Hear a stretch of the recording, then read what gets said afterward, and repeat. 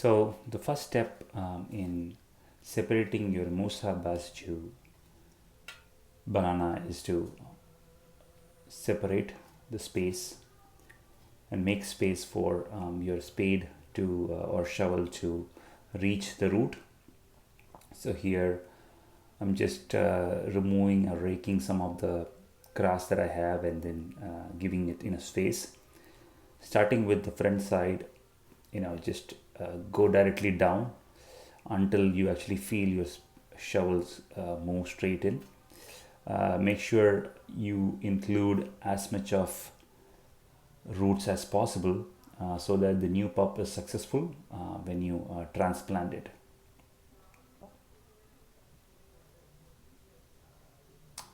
As you can see, I was able to get down enough, and then the pup was actually was able to move, which means I have gotten deep enough.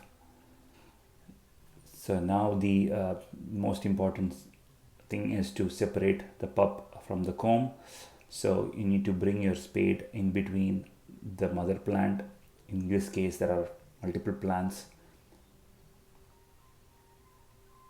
So you can see, so I'm just going deep using my legs to push it down.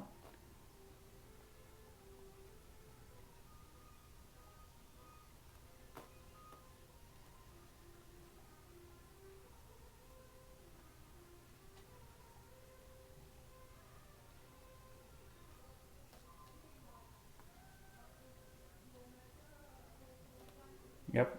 Now I was able to get deep, and then I could feel the pup actually move.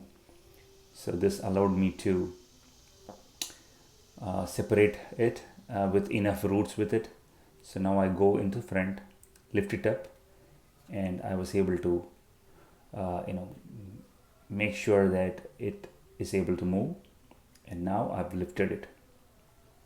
So I've kept a separate pot ready to accept the pup. Now just make sure to cover back the open area with the soil that's already around.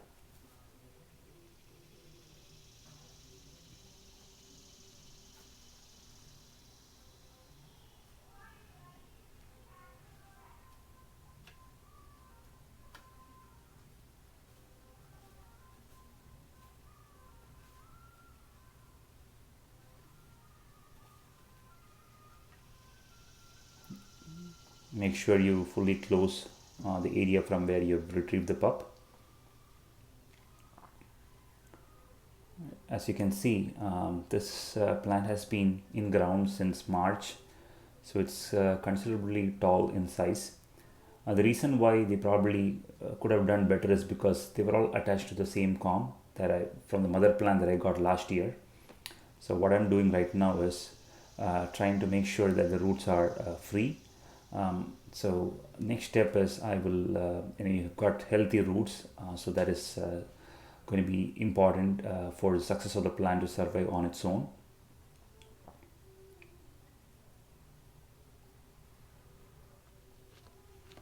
Right. So the next step is to add compost or manure. At this time I'm using a cow manure called black cow. I found this to be really good, and now wherever you actually had separated the pup from the mother plant, please ensure you fill it back with enough manure so it's able to get some good nutrition, direct nutrition and nutrients directly to the roots from where you removed it. And you will use the same compost or manure to fill in into the newly potted pup. So rake down or shovel the soil nicely, mix it so that it actually gets into the roots.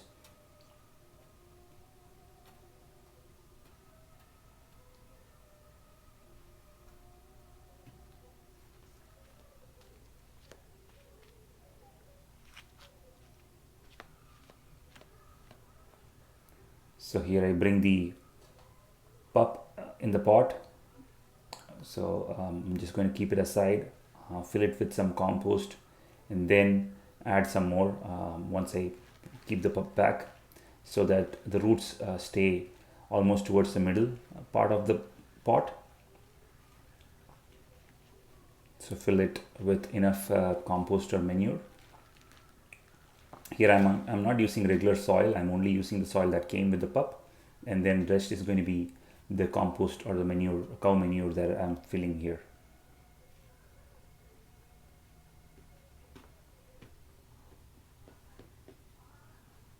Mix it nicely.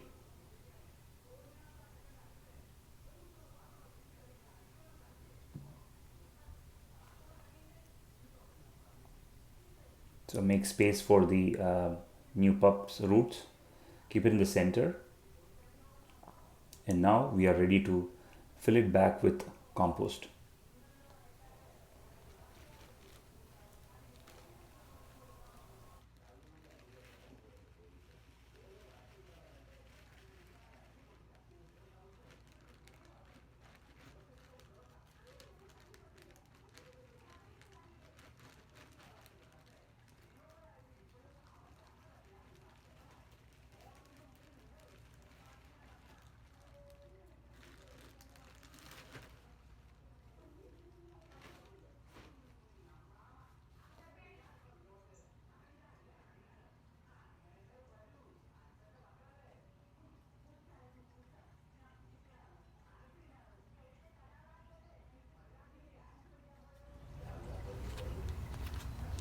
So once you have filled with enough soil, it's time to give a lot of water.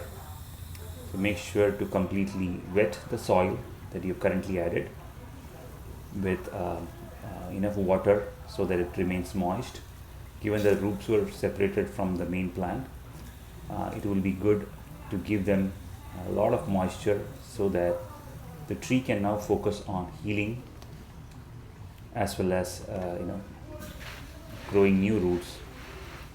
Here, as you can see, I'm filled water on the pot, and I'm also filling water for the main plant. This is a very important step.